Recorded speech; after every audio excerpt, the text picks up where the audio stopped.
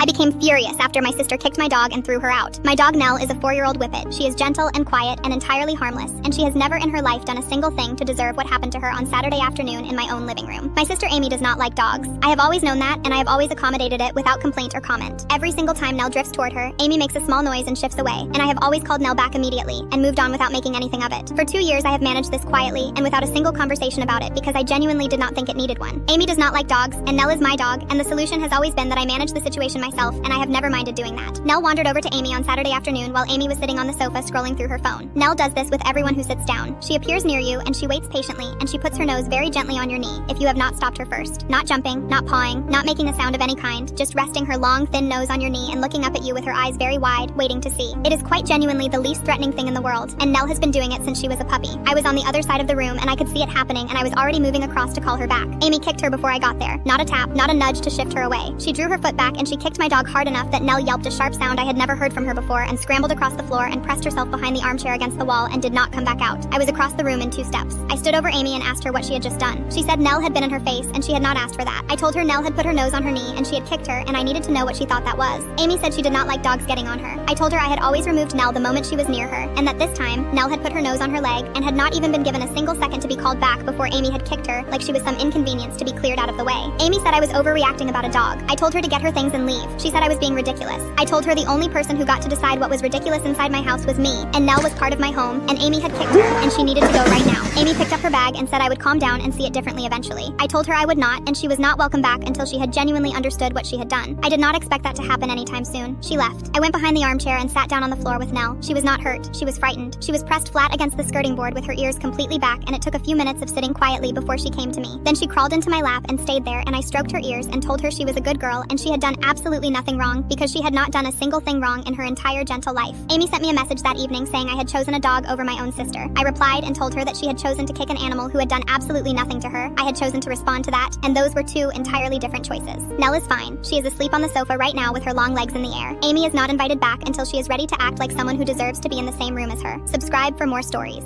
At the Christmas party, my parents gave everyone presents except my children. We don't welcome them, said Mom. We calmly went and I stopped paying for their repairs. Christmas had always been at my parents' house. Same tree in the corner, same old decorations, same crowded living room packed with relatives balancing paper plates and coffee cups. For years, my wife and I helped make it happen. What nobody really talked about was that I paid for a lot of things around that house. When Dad's water heater failed, I covered the replacement. When the roof leaked, I paid half the repair bill. When their furnace died during winter, I handled it. My parents were retired and living on a fixed income, and I didn't mind helping. At least, not then. I have 2 kids, Ethan and Lily. They're adopted. We adopted them 6 years earlier after fostering them for nearly a year. They became our children long before any paperwork was signed. Most people in the family accepted them immediately. My mother never really did. She was polite when others were around. She bought birthday cards. She smiled for photos, but there was always something missing. She treated my brother Mark's children differently. At first, I convinced myself I was imagining it. Then the little things started piling up. Mark's kids got weekend sleepovers. Mine didn't. Mark's kids got invited to random family outings. Mine somehow weren't included. Every time I brought it up, Mom had an excuse. Oh, you're reading too much into things. They're just different situations. Stop looking for problems. So I stopped arguing, but I kept paying attention. The breaking point came on Christmas Eve. The house was packed. My aunts were talking in the kitchen. Football played on television. Wrapping paper covered half the floor. The kids sat together near the tree, waiting for presents. Mom started handing them out. Mark's son got a gaming console. His daughter got a new bicycle. Other cousins received gifts. One by one, boxes disappeared from under the tree. Eventually, there was nothing left. Ethan looked around. Lily looked at me. I figured maybe there were more gifts somewhere else. Then Mom clapped her hands and said, "That's everything." The room went quiet. My daughter glanced at the empty space under the tree. My son tried to smile. My wife stared at my mother. I finally asked, "Where are Ethan and Lily's presents?" Mom didn't even hesitate. "We didn't get them anything." I thought maybe I heard her wrong. "What do you mean?" She folded her arms. "I mean exactly what I said." Dad suddenly became very interested in his coffee cup. Several relatives looked away. My wife asked, "Why?" Mom shrugged. "Because they're not really part of this family." The room froze. Nobody spoke. Then she added the sentence I'll never forget. "We don't welcome them." Ethan heard every word. Lily did too. I watched my son's face drop. My daughter stared at the floor. That was enough. I stood up. My wife already had our coats. Neither of us raised our voices. Neither of us argued. I simply said, "Okay." Mom looked surprised. Maybe she expected a fight. Maybe she wanted one. Instead, we gathered our things and left. The entire drive home was silent. The next morning, my kids opened presents at our house. We made pancakes. We watched movies. We stayed together. Nobody mentioned my parents. 3 weeks later, Dad called. The water line under their house had burst. The repair estimate was almost $4,800. Normally, I would have handled it immediately. Instead, I said, "You'll need to figure that out." There was a long pause. Then Dad asked, "What do you mean?" "I mean, I'm not paying." He sounded confused. "We need help." I remembered Ethan sitting beside that Christmas tree. I remembered Lily staring at the floor. I know. Dad hung up. Over the next several months, more calls came. The deck needed repairs. The air conditioner failed. Their aging car needed major work. For years, those calls had always ended the same way, with me writing a check. Now they didn't. Mark wasn't interested in helping. He had his own bills and made that very clear. My parents suddenly discovered how expensive homeownership could be. Mom eventually called herself. She didn't apologize. Instead, she complained. She talked about money. She talked about stress. She talked about how family should support each other. I waited until she finished. Then I asked one question. "Are Ethan and Lily family?" Silence. Several seconds passed. Finally, she said, "That's different." I replied, "No, it isn't." Then I ended the call. A few relatives reached out afterwards. Some tried defending my parents. Others quietly admitted they'd been uncomfortable with mom's behavior for years. One aunt told me she'd almost spoken up on Christmas Eve, but froze. I told her it didn't matter anymore. The following summer, my parents took out a home equity loan to cover repairs they'd been postponing. Word traveled through the family quickly. People wondered why I wasn't helping anymore. I never argued. I never explained. I never posted anything online. The people who mattered already knew. 2 years have passed. My parents still see Mark regularly. We don't visit. My children don't ask about them anymore. Last month, I ran into Dad at a hardware store. We talked for less than 2 minutes. As we were leaving, he looked like he wanted to say something. Instead, he just nodded. I nodded back. Then I walked toward my truck, where Ethan and Lily were waiting. Dad stood there watching. For the first time, he was the one left behind. I told my grieving dad his new girlfriend wasn't allowed at mom's grave. My mom died 14 months ago. Pancreatic cancer. From diagnosis to gone was 9 weeks. My dad was with her every single day of those 9 weeks. He slept in the hospital chair. He held her hand when she couldn't talk anymore. I genuinely believed losing her was going to destroy him. Then 4 months later, he introduced us to Patrice. 4 months. My mom's clothes were still in the closet. Her reading glasses were still on the nightstand. I met Patrice at a family dinner my dad organized at a restaurant like it was some kind of normal thing. She was nice enough, smiled a lot, asked me questions about my job. I was so stunned I just answered them. My sister cried in the bathroom and didn't come back out for 20 minutes. I didn't say anything to my dad for weeks. I told myself he was grieving and people grieve differently,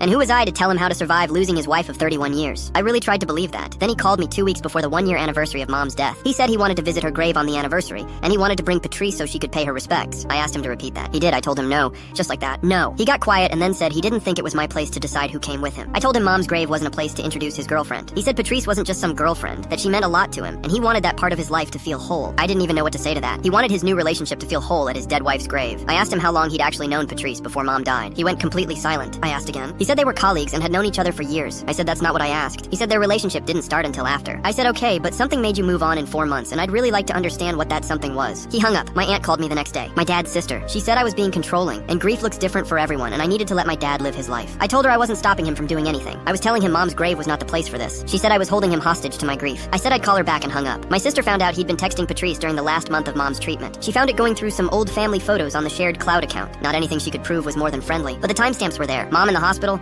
dad texting Patrice at 11 p.m. My sister didn't tell me for 6 months because she didn't want to wreck me. When she finally did, I just sat there staring at the wall for a long time. The anniversary came. My dad showed up at the grave alone. He didn't say anything to me about it beforehand, just showed up by himself. We stood there for a while not talking. He put flowers down. I put flowers down. At some point he said he missed her every single day. I believe him. That's the part that makes all of this so hard to hold. I believe he actually missed her, and I also think he was texting another woman while she was dying, and both of those things are true at the same time. He's still with Patrice. She came to Christmas. I was polite. My sister left early. Nobody said anything real the whole night. Dad pulled me aside before I left and said he hoped someday I'd understand that loneliness doesn't mean he loved her less. I didn't respond. I hugged him because he's my dad and I love him. Then I got in my car and I just sat there in the driveway for a while before I could drive. I told my whole family what my uncle said to me at my mom's funeral. My mom died in March. She had been ill for 14 months and I had been there for all of it. I gave up my flat and moved back to be near her when she was first diagnosed. I took her to every single appointment. I stayed over when she had bad nights, which by the last few months was most nights, and then eventually every single one. I was with her at the end. I held her hand. I was the last person she saw. I was the first person Gary saw when he walked into the wake that afternoon. At the wake, about 2 hours in, my uncle Gary pulled me aside in the kitchen. He said he had something he had been wanting to say to me. I thought he was going to say something about her. I thought he was going to thank me for what I had done, or tell me that the family knew how much I had given up. He said she died disappointed in you. Then he walked back out to the living room where everyone was standing with their plates and their glasses. I stood in the kitchen on my own for a few minutes. I did not move. I did not cry. Then I went back through and I got through the rest of the afternoon. When people were leaving, they hugged me and said she was at peace now, and I thanked each of them and I held it together, and I did not say a single word to anyone about what had happened in that kitchen until the last person had gone. Then I went into the living room and I sat in her chair and I let it hit me. I called my aunt the next morning. She is Gary's sister,